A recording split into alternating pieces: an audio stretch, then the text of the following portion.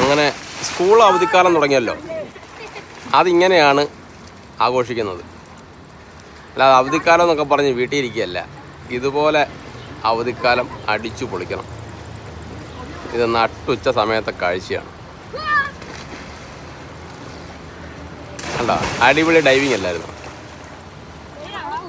ഇങ്ങനെയൊക്കെ ഡൈവിങ് ചെയ്ത് ചാടി മറിയുക എന്നുള്ളത് അതൊക്കെ ആ കുട്ടിക്കാലത്തെ കിട്ടുള്ളൂ. ഇതാ മലർന്ന് കിടന്ന് നീന്തി വരുന്നു. ഇതൊക്കെ ഒരു എന്താ പറയുക,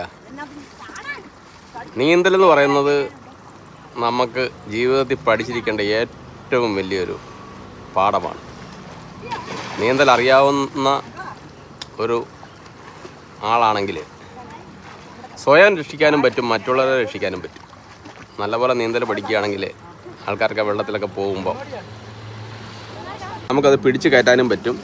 ഇനി അതല്ല, നമ്മളെങ്ങാനും വല്ല ഒഴുകിപ്പെട്ടാലും നമുക്ക് നീന്തി കരക്ക് കയറാൻ പറ്റും. അപ്പം നീന്തൽ പഠിക്കേണ്ട ആവശ്യത എല്ലാവരും കുട്ടികളെല്ലാവരും ഇത് കണ്ടിട്ടെങ്കിലും ഒന്ന് ഓർക്കുക. നീന്തൽ പഠിച്ചിരിക്കണം. ഇവരിതാ തകർത്ത് മറിയുന്ന കണ്ട. ഇവർക്കൊരു കളിയാണിത്, രസമാണ്. പക്ഷേ നീന്തൽ പഠിക്കുന്നത് വലിയൊരു ബാലപാഠമല്ല, വലിയൊരു ലൈഫിലെ വളരെ ആവശ്യമുള്ളൊരു കാര്യമാണ്. അങ്ങനെ അവധിക്കാലം അടിച്ചു പൊളിക്കുന്ന പാടത്തെ ഒരു കാഴ്ചയാണ് കേട്ടോ.